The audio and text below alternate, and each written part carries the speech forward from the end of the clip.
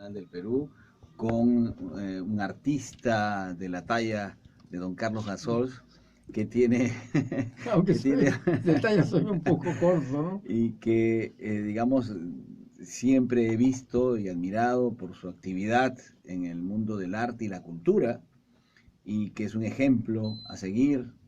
Y para mí es un honor. Y cuando Celeste me llamó para la invitación, yo le dije inmediatamente que sí, porque realmente es una oportunidad también para mí de poder compartir los micrófonos con alguien como usted. Así que muchísimas gracias por la invitación. Pero me sigue diciendo usted, fíjate. Y le dije, podemos tutearnos, ¿no? Pero así ocurre. Bueno, Es el yo, respeto, seguramente, Sobre todo, el ¿no? Sí, es respeto, cierto. pero con mucho gusto, fuera de micrófonos, fuera de- del micrófono, habrá seguramente un trato más, más coloquial, más coloquial. más coloquial. Yo quería comenzar haciendo una pequeña pregunta a Molinari. Como yo justamente hice mucho teatro y zarzuela dentro del teatro desde niño, comencé a los 4 años y medio. Hay algunas zarzuelas del género chico que nunca las he vuelto a encontrar, como por ejemplo La leyenda del monje, Ujú. ¿no? El Palacio de Cristal, una serie de obras muy, muy pequeñas, ¿no? Sí, bueno, el género chico hay una cantidad enorme. Yo recuerdo en las investigaciones que he podido hacer sobre la ópera y la zarzuela, en las revistas de la época, por ejemplo, ¿no? A finales del siglo XIX, a comienzos de los años 20, incluso cuando se construyó el Teatro Municipal sobre lo que había sido el Teatro Olimpo. Así es, En el Teatro Olimpo, eso fue en 1915, más o menos, que comenzaron los trabajos de construcción del Teatro Forero, que luego fue Teatro Municipal, claro. que se inauguró en la temporada 2021 con motivo del centenario de la Creo que independencia. estaba de alcalde Federico Helguera, me parece, ¿no? Exactamente. Y era la época de Augusto Beleguía, Claro, ¿no? Y allí hacen una relación de las obras que se presentaban. Y uno lee, y el 90% de las obras, de las zarzuelas que se presentaban, son zarzuelas que no se han vuelto a poner sobre el escenario. O sea, hay una enorme producción de la época, y lo que ha sobrevivido, digamos, son las obras más populares, ¿no? Pero había un consumo, además, de parte de los públicos en España y Latinoamérica en general, ujú, muy importante. Y el género chico, además, entró con mucha fuerza en aquellos años, ¿no? A finales claro, del 19 y sobre todo, y que luego fue reemplazado por las revistas, etcétera, ¿no? sí, Pero sí, había un repertorio, y hay un repertorio que cada cierto tiempo puede reaparecer en algunos teatros. Pero también es cierto que la zarzuela en España siempre, eh, digamos, ha estado bajo la sombra de la ópera, ¿no? Incluso, claro, y esto es una crítica constante en los teatros españoles, ¿no? Por ejemplo, yo recuerdo una crítica justamente a Juan Diego Flores en el Teatro Liceo de Barcelona, en un concierto que él realizó hace algunos años, y donde interpretó dos romanzas de zarzuela, ¿no? Noche de amor del último romántico, de Soutuyo y Bert, y luego Por el humo se sabe dónde está el fuego, de Doña Francisquita. Y el crítico decía, ¿no? Eh, es el colmo que tenga que venir un tenor peruano para que podamos escuchar zarzuela en el liceo,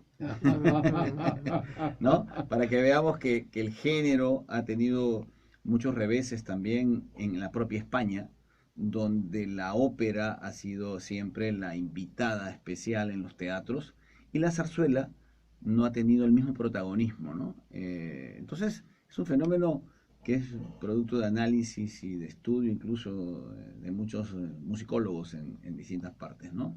A pesar de los esfuerzos que han hecho artistas como el propio Plácido Domingo, sí, ¿no? claro, Para llevar la zarzuela a distintos teatros del mundo, como la Scala, la Ópera de Viena, y con gran éxito además. Pero han sido espectáculos que aislados, ¿no? No ha habido una continuidad habiendo un repertorio, existiendo un repertorio realmente importantísimo que no tiene nada que hacer extrañar a la ópera, digamos. Hay obras enormes, ¿no? Como Luisa sí. Fernanda, como Doña Francisquita, como Bohemios y tantas otras que bien podrían formar parte de las temporadas de los principales teatros del mundo, ¿no? Miguel, tú tienes un programa, como mencionaba al comienzo, pero que tienes Acabas de decirnos antes fuera del micrófono, 30 años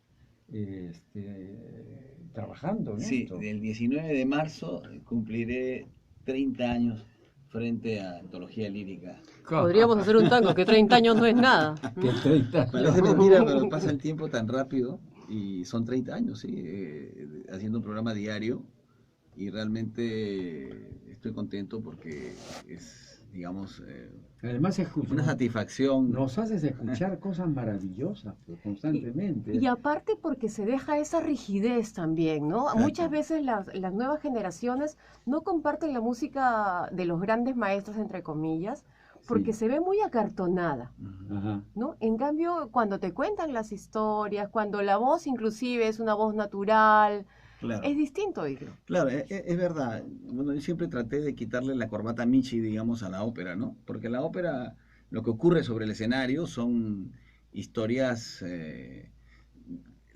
es como la telenovela del siglo XIX, digamos.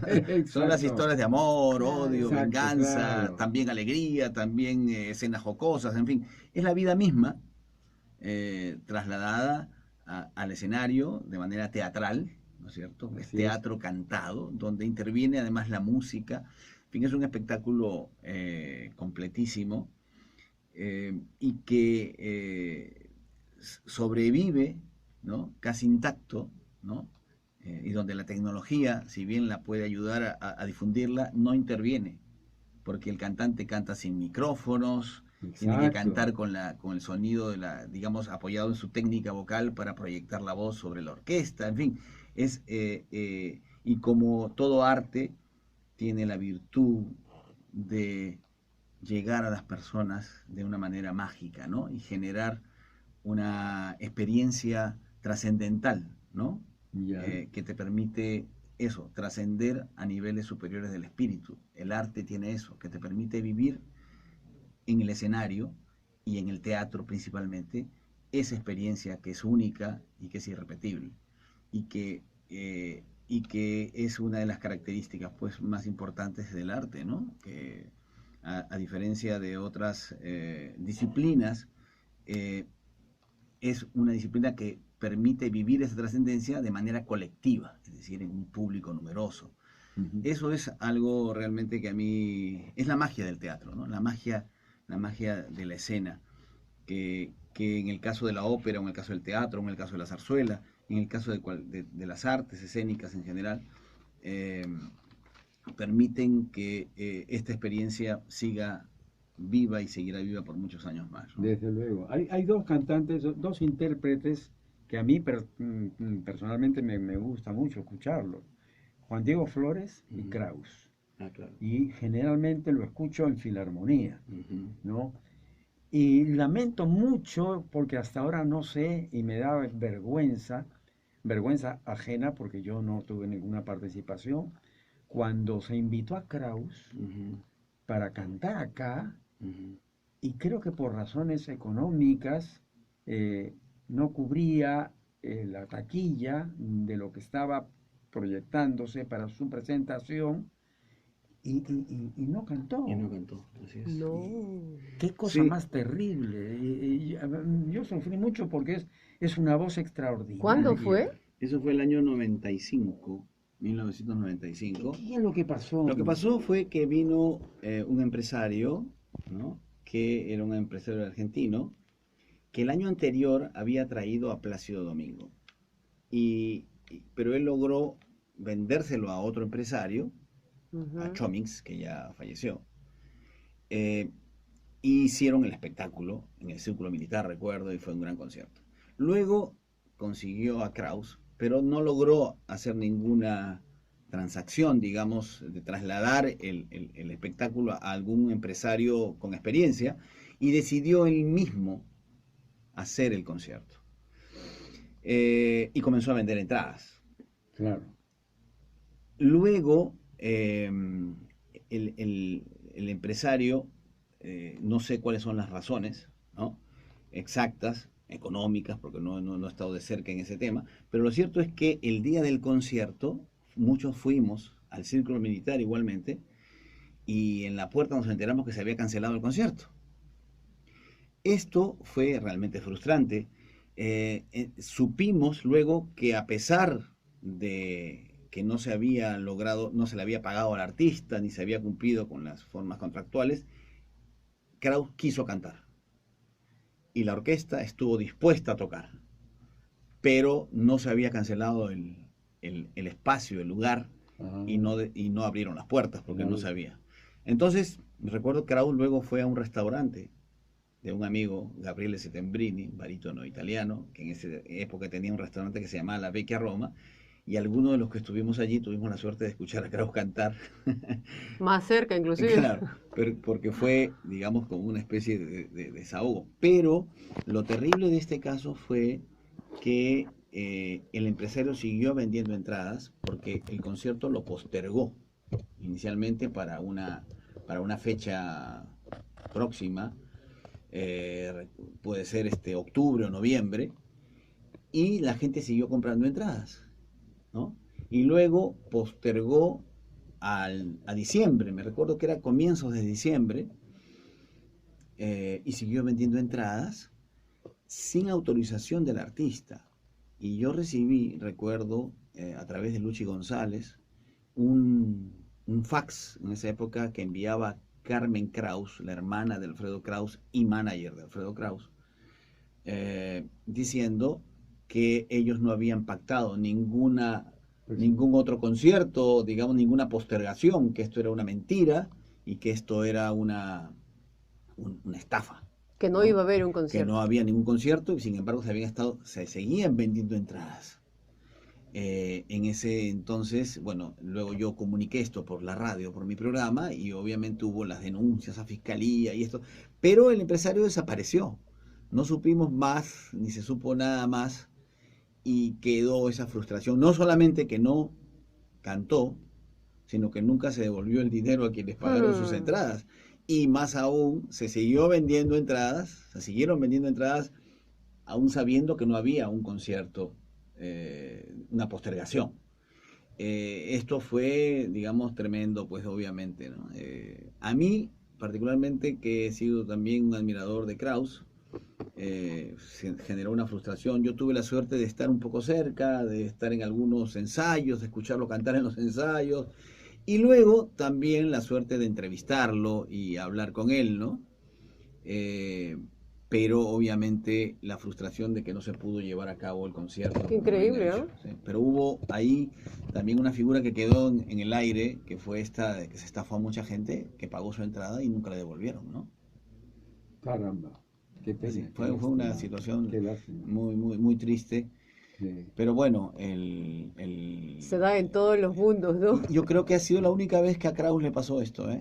No creo que le haya pasado nunca, y que un empresario haya hecho esto, ¿no? Y justamente peruano. Bueno, tenemos que hacer una serie de preguntas, pero también hay música que escuchar. Claro que ¿no sí, es cierto? justamente hoy día Miguel Molinari, que es nuestro invitado el día de hoy, nos contaba sobre la generalización, en todo caso que la ópera o la zarzuela o lo que vaya sobre el teatro no sea solamente para un público específico, sino para una masa, ¿no? Y es lo que ellos hicieron una vez en la parte de afuera de lo que es la Catedral de Lima, sí. ¿cierto? Con el coro de niños. Yo, recogiendo un poco el mensaje del video, ¿no?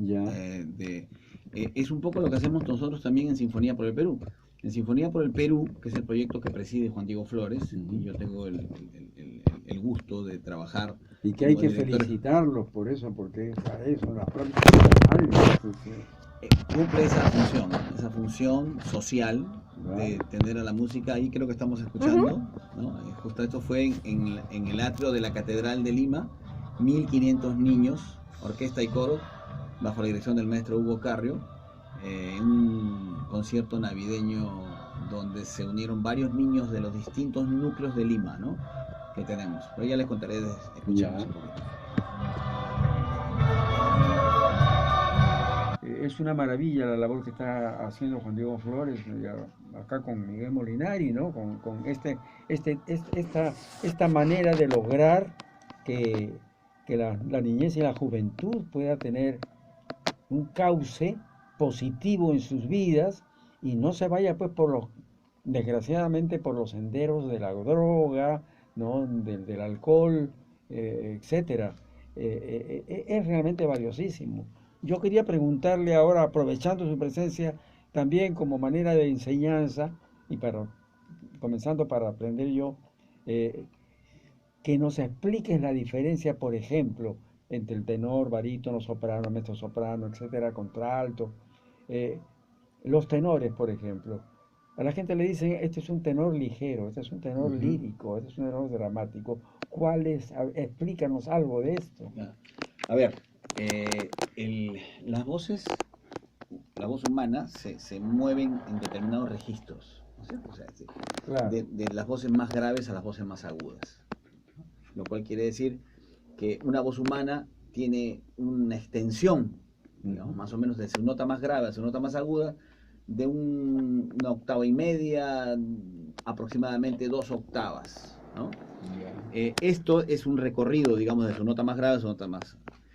Este recorrido puede estar ubicado en las notas, digamos, si lo tomamos en consideración las 8 octavas del piano, ¿no es cierto? Ujú. En ese rango tú te vas moviendo, tu voz se ubica en determinado rango dependiendo de lo agudo o grave de la voz. Ya. Esto tiene que ver con el registro. Entonces el tenor es la voz más aguda masculina.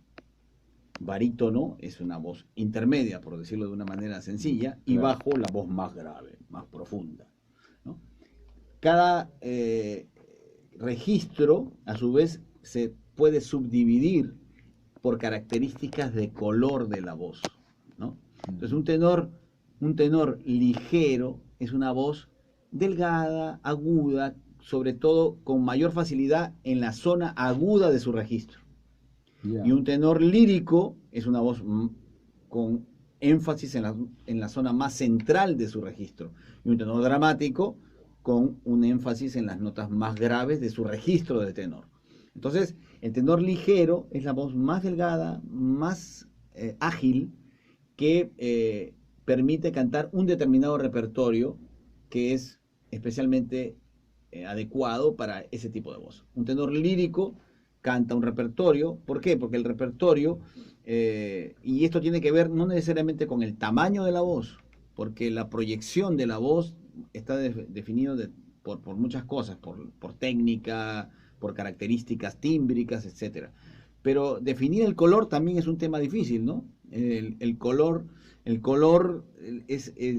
como la textura de la voz que le da unas características de mayor brillo, de mayor oscuridad, ¿no?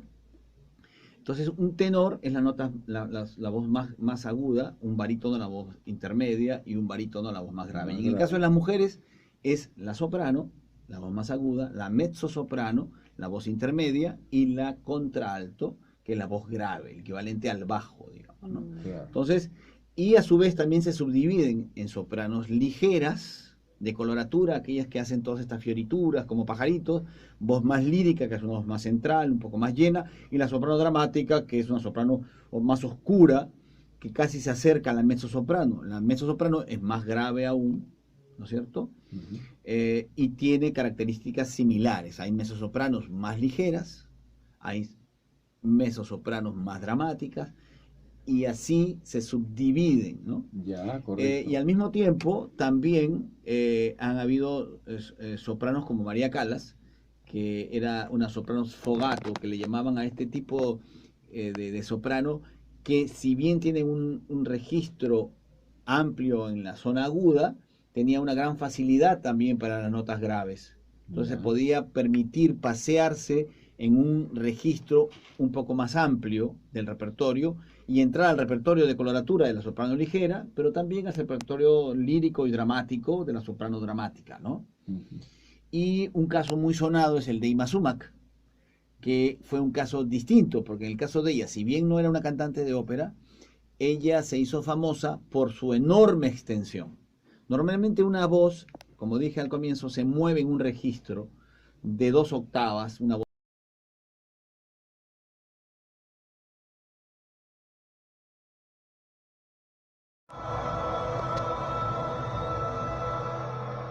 Bueno, de esta experiencia, ¿qué nos puede decir Miguel Molinari? Maravillosa, por supuesto, con una canción de una melodía preciosa además y la voz estupenda de Juan Diego Flores. Sí, este fue un concierto en el Estadio Nacional el pasado 1 de junio, en el Estadio Nacional de nuestra querida Lima, con motivo de la tragedia, la enorme tragedia que ocurrió en el norte de nuestro país, bueno, en todo el país, pero con énfasis sobre todo en el norte, y que se hizo a beneficio, recaudar fondos para los damnificados de los fenómenos del niño costero. En ese concierto, todo lo recaudado fue realmente estuvimos muy contentos porque hubo una gran acogida. Bueno, este es un programa, el programa Sinfonía por el Perú, que preside Juan Diego Flores. Es un programa social que trabaja con la música como una herramienta poderosísima de transformación. La música es una herramienta de transformación también, que a través de ella podemos generar un cambio positivo en la vida de los niños y sus familias, especialmente aquellos niños en situación de riesgo, en situación vulnerable. La Madre Teresa de Calcuta decía algo muy impactante. Decía, lo más trágico, lo más terrible de la pobreza no es la falta de pan o de techo, es el carecer de estima pública, el no ser nadie, el no existir para los demás, el ser olvidado. El niño, cuando está en una orquesta, en un coro, forma parte de un elenco de teatro, adquiere otra identidad que lo proyecta positivamente a la comunidad. Es reconocido, es aplaudido, es felicitado. Inmediatamente su autoestima Se eleva, y claro. su foco, si está rodeado de todo aquello, como bien ha dicho don Carlos, todo aquello que involuciona al niño, rodeado de drogadicción, prostitución, delincuencia, el niño cambia su foco, porque descubre que con el instrumento, que puede ser su voz o un instrumento musical, con su dedicación y su perseverancia puede obtener logros. Exacto. Y esos logros lo proyectan exitosamente. Y teniendo una referencia como Juan Diego, esa es la referencia del éxito que pueden ellos lograr. Nosotros tenemos actualmente 7.000 niños en el programa. Estamos en Lima, en barrios como el Rímac, el Agustino, La Victoria, Ate, San Miguel. Estamos en Miraflores también, en Manchay, pero estamos también en Piura, en Ica, Arequipa, Cusco, Puno, Huánuco. Estamos en Loreto, en el Valle del Monzón, en Cachicoto. Acabamos de abrir un programa también en la frontera de Perú con Colombia, en Caballocoche, en una zona bastante alejada. Y la idea es sembrar el país de orquestas y coros.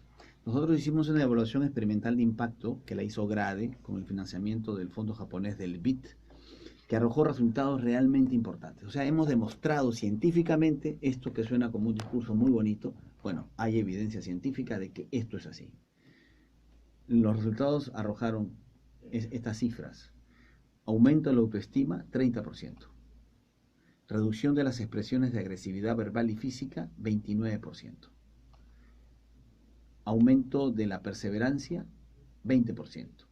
Aumento de la creatividad, 19%. En el ámbito escolar, eso es en el ámbito personal, en el ámbito escolar, mejora en el trabajo y en el desempeño escolar, sobre todo en matemáticas, en retención numérica y en conducta, 34%.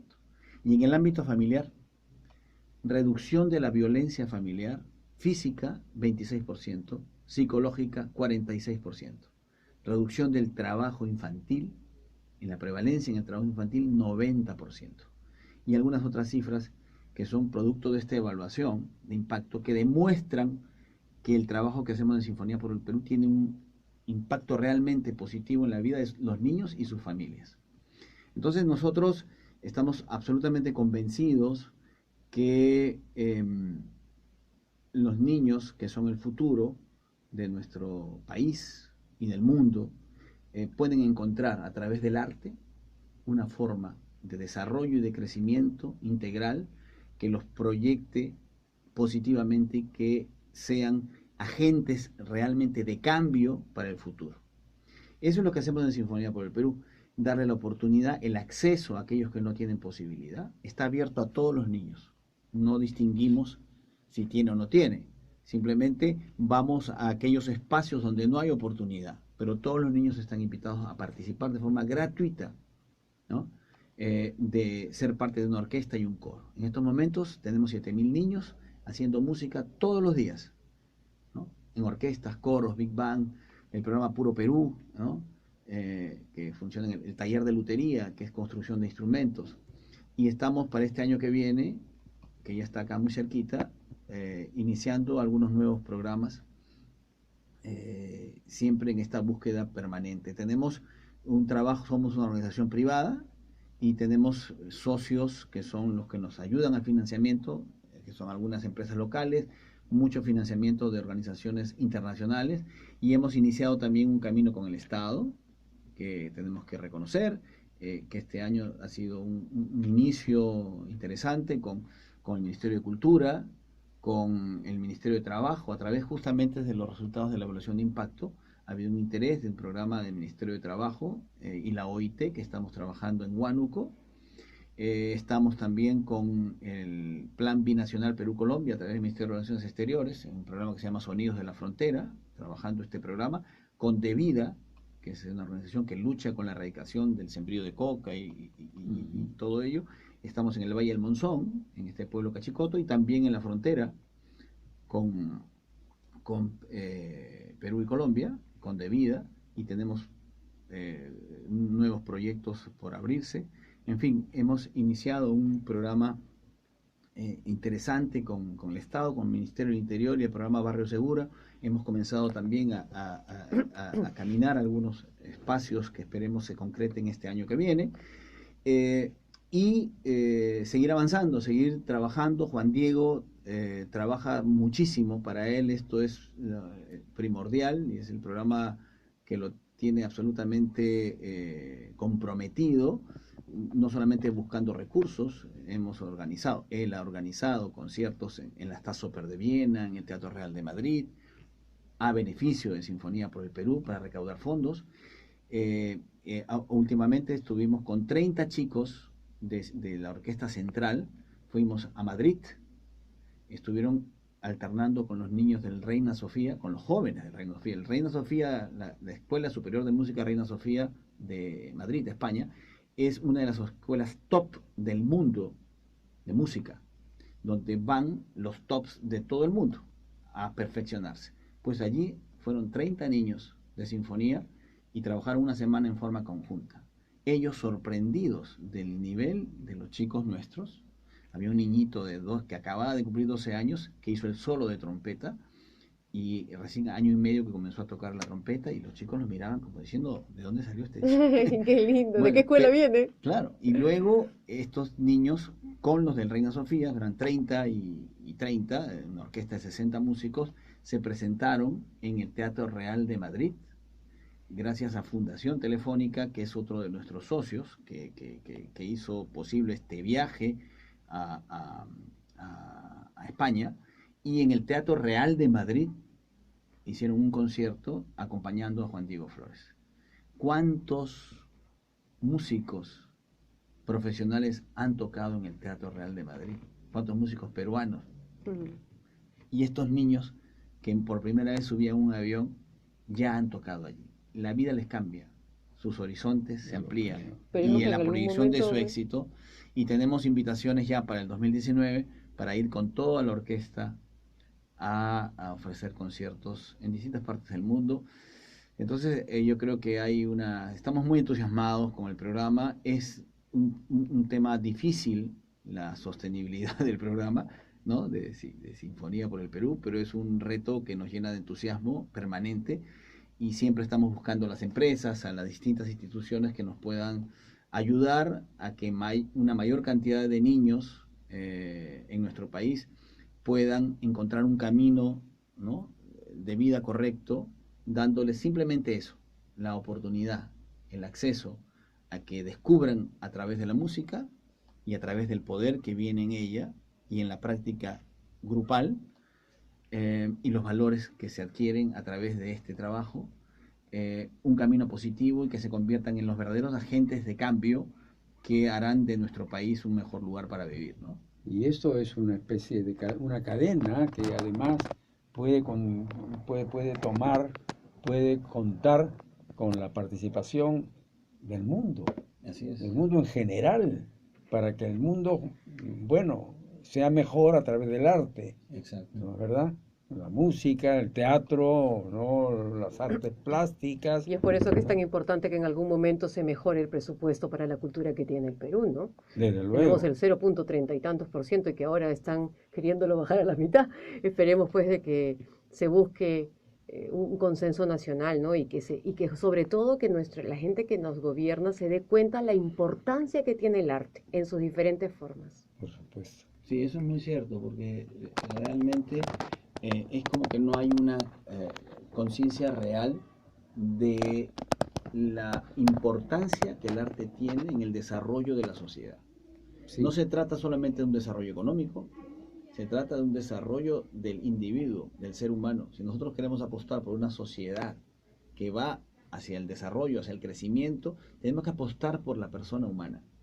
Y en su desarrollo integral, el arte cumple un factor fundamental en su crecimiento, en el crecimiento de nuestra sociedad como sociedad. Y no ver solamente el arte como una actividad decorativa, como una actividad accesoria, complementaria. No, es una actividad vital, vital para el desarrollo humano. Y así lo entienden los países desarrollados, que invierten cantidades enormes en arte, cultura, deporte incluso, ¿no? Claro que sí. Entonces los logros se obtienen a partir de la apuesta por el ser humano, la apuesta por el desarrollo del individuo para que nuestra sociedad sea una sociedad que vaya hacia un crecimiento efectivo. Que nos convirtamos justamente en seres humanos, ¿no? Exacto. Que es el proyecto. Pero hay algo muy importante que nos ha dicho hoy día Miguel Molinari, que es el invitado del aire del maestro Carlos Gasol, que va todos los viernes a las 9 de la noche a través de Nacional, que es el reconocimiento a un trabajo hecho dulcemente por un niño o por cualquier persona, pero hay algo especial, que es el reconocimiento con el aplauso, porque aquel que no le guste el aplauso, claro. ¿sí o no, Carlitos? Ajá, tienes toda la razón. No, el que no le guste el aplauso, hay algo que no está funcionando bien. Es interesante porque, mira, estos indicadores, ¿no? Reducción de la violencia familiar. Uno dice, ¿cómo puede reducir la violencia familiar? ¿Por qué? ¿No? Es una pregunta que se hacen algunos. ¿Por qué la violencia familiar? Pero ¿Cómo repercute? Claro, o sea, el niño es el protagonista y recibe el aplauso. Entonces, el padre y la madre reciben ese aplauso como propio. Como propio. Claro. Y se sienten orgullosos de ese niño, que es su hijo. Y entonces lo comienzan a valorar más, lo comienzan a respetar más. Y inicia una dinámica familiar que cambia a la familia, y el niño termina convirtiéndose en un ejemplo para su casa.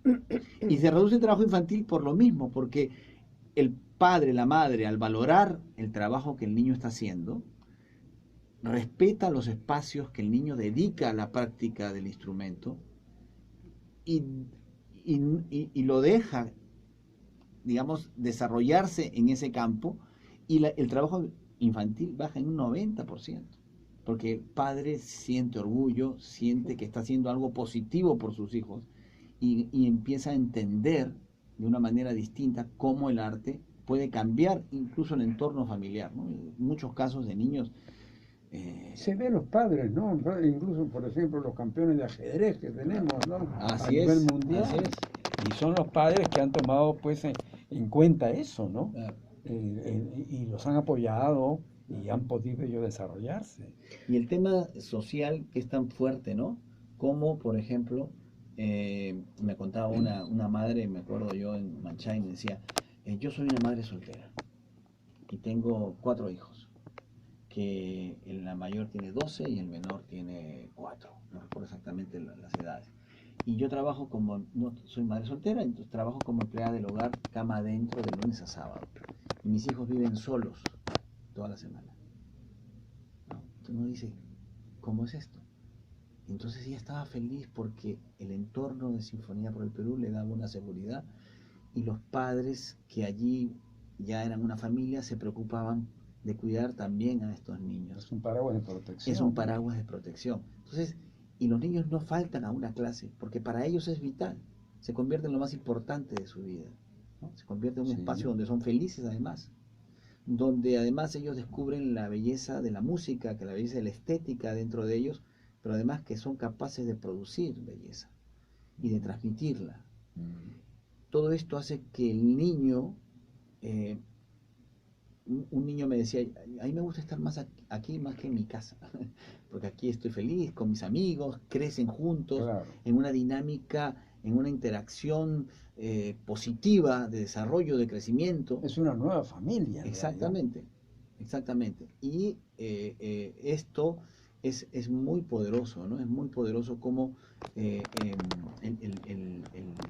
la música puede generar, ¿no? Y el arte en general, despertar en los niños una mirada, como bien dijo usted también, no solamente positiva, sino preventiva contra todo aquello que los rodea, ¿no? Que los rodea y que se dejan de ser los referentes que tienen los niños para cambiar el foco hacia referentes positivos, Positivo. de desarrollo, de crecimiento, ¿no? Y ahí es fundamental la figura de Juan Diego, que está permanentemente enviándoles mensajes con videos, hablándoles a los niños, y entonces los niños sienten que ellos pueden llegar en lo que quieran hacer en la vida, porque no estamos formando solamente músicos, estamos formando seres humanos. Claro. Y de estos 7.000 niños, una cantidad serán músicos y otros seguirán siendo músicos toda su vida, pero decidirán desarrollarse en cualquier otro espacio profesional de la vida, ¿no?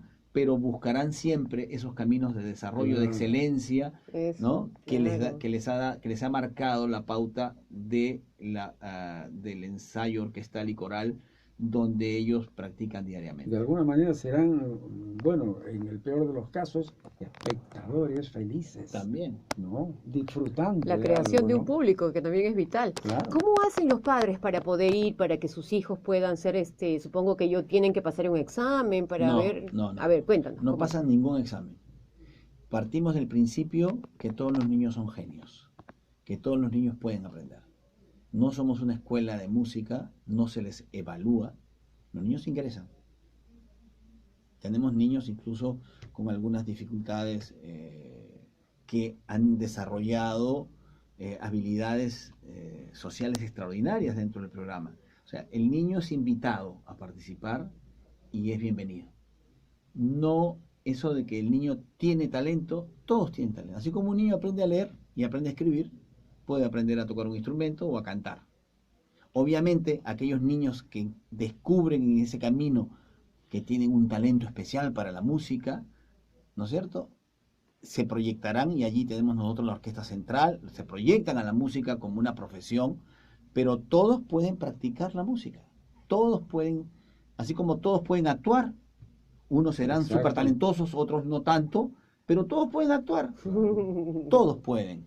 Entonces, y el niño dentro del núcleo tampoco el secreto está en la práctica constante y permanente, Mm. ¿no? Entonces los niños van todos los días, 3 horas diarias, y practican y ensayan y practican y adquieren las habilidades. Y los niños que ustedes han escuchado acompañando a Juan Diego y antes son niños que han ingresado de esta manera. Entonces nosotros hacemos convocatorias 2 veces al año para, ¿no? ¿A Porque través de las redes a través o? de las redes de Ujú. Sinfonía por el Perú, ¿no? Y convocamos en los distintos lugares donde estamos, Y surgen cantantes también, también porque tenemos orquestas y coros, ¿no? Entonces tenemos porque además teniendo la a Juan Diego, referencia de claro. Juan Diego Flores, Claro, caray, ¿no? imagínate. La parte del canto es muy importante también. O sea, digamos, nosotros tenemos efectivamente a Juan Diego, teniendo a Juan Diego como referente, tenemos la gran cantidad, la mayor cantidad de niños involucrados en el programa, de niños y jóvenes, son cantantes, porque son coros, ¿no? El coro te permite Ya, tener una Mm, mayor cantidad de niños, porque en el caso de la orquesta, el problema, digamos, de alguna manera son los instrumentos que son muy caros, cierto. pero tenemos digamos, muchas orquestas sinfónicas a nivel nacional, pero mucho más coro. Entonces la parte del canto es muy importante y tenemos el coro central, la orquesta y el coro central tenemos que agradecer a la Municipalidad Metropolitana de Lima porque a través de un convenio tenemos como sede el Teatro Municipal. Entonces allí ensaya la orquesta y el coro todos los días. ¿no? Y van a sus clases y ellos están desarrollando un nivel artístico profesional a futuro de primer orden, ¿no? Entonces esta orquesta y este coro van a ser la orquesta y el coro, yo creo, en poco representativos de nuestra patria, ¿no? Claro. Y nos terminamos nosotros, Carlos, pero tú sabes que estaba pensando yo que nosotros también podemos entrar ahí a Sinfonía por el Perú. Pero por supuesto. Claro, que tenemos alma de niño. Claro. ¿Ah? Muchísimas gracias, Miguel, No, por tu gracias, tiempo y también, sobre todo gracias. por traernos tan buenas noticias por ser peruanos, ¿no? Claro, pero todavía nos queda pues, 2 minutos, ¿no? 2 minutos. 2 minutos. En 2 minutos. Hablamos de Carlos Gardel fuera de foco. Ah, sí, claro. Y hablamos de Krauss y de Gardel. Sí, sí, sí. ¿Y qué registro era? Bueno, Gardel era un barítono, según se definía su voz. Él cuando comienza, muy joven, es una voz casi tenoril, Casi ¿no? como la de Magaldi. Sí, ¿no? Agustín Magaldi. Agustín Magaldi, que fue otro grande de aquellos años. Pero él cuando cantó con Razzano, ¿no? Sí. Hacía la segunda voz en las primeras grabaciones de Gardel, ¿no? Sí. En las primeras grabaciones, el morocho y el oriental. Pero luego Razzano pierde las facultades vocales y se queda solo como solista, queda como solista Gardel. La voz de Gardel era una voz de registro baritón Martin, le llamaban a este tipo de barítono un poco atenorado, ¿no? No. Con una voz, y yo, hablando de Krauss yo lo entrevisté y le pregunté sobre varios cantantes, ¿no? Le pregunté de Negrete, de Carlos Ramírez, de Mario Lanza, de Luis Mariano, en fin, de muchos cantantes, y de repente, y me dio su opinión sobre los cantantes, y de repente le pregunté de Gardel, y Gardel, dice, para mí Gardel es el más grande artista que jamás ha existido. Entonces yo me quedé un poco sorprendido. Es el liderista del tango, una afinación perfecta, un artista extraordinario. Y le digo, gardeliano total, me dijo así. Entonces él era un gran admirador de Gardel y tenía por Gardel la mejor de las impresiones y él estaba convencido de que Gardel, y efectivamente, Gardel donde iba, buscaba un profesor de canto. Yo entrevisté en una ocasión a Evelio Esteve, un tenor español que venía con la compañía de zarzuela de Faustino García, que había sido alumno de Miguel Barrosa. Miguel Barrosa fue un tenor condiscípulo de Alejandro Granda, el gran tenor peruano. Y él contaba que cuando Gardel estuvo en Italia, hacia 1926 aproximadamente, tomó clases con Alfredo Cecchi, que fue el profesor de Granda, y que Granda conoció a Gardel. O sea, se conocieron en Italia, y Gardel siempre buscaba un maestro de canto, ¿no?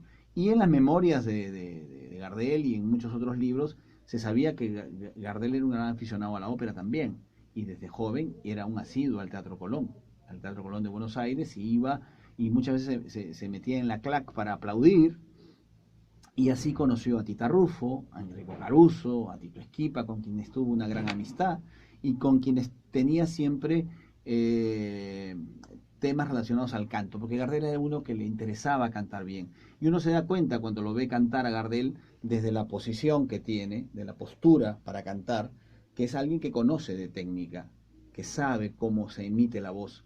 Y no olvidemos que Gardel cantaba en los teatros sin micrófono, en una época donde la microfonía todavía no se usaba, ¿no? Y era una voz que llenaba los teatros, o sea, era una voz importante, una voz con una proyección técnica de primer orden, ¿no? Entonces Gardel ha sido uno de los realmente fenómenos de la historia de la música, y yo también soy gardeliano. Y cada vez canta mejor, Che Carlitos. Así que así como decía él, adiós muchachos. Sí, adiós muchachos. Sí. Bueno, les deseamos un feliz año a todos los oyentes de este programa. Estamos muy agradecidos con la presencia de Miguel Molinari. Y acá Celeste Acosta y yo nos despedimos hasta nuestro siguiente programa. El próximo año. Ya es el próximo año. Sí. Muchas gracias por la invitación. Gracias. Feliz año nuevo. Feliz año.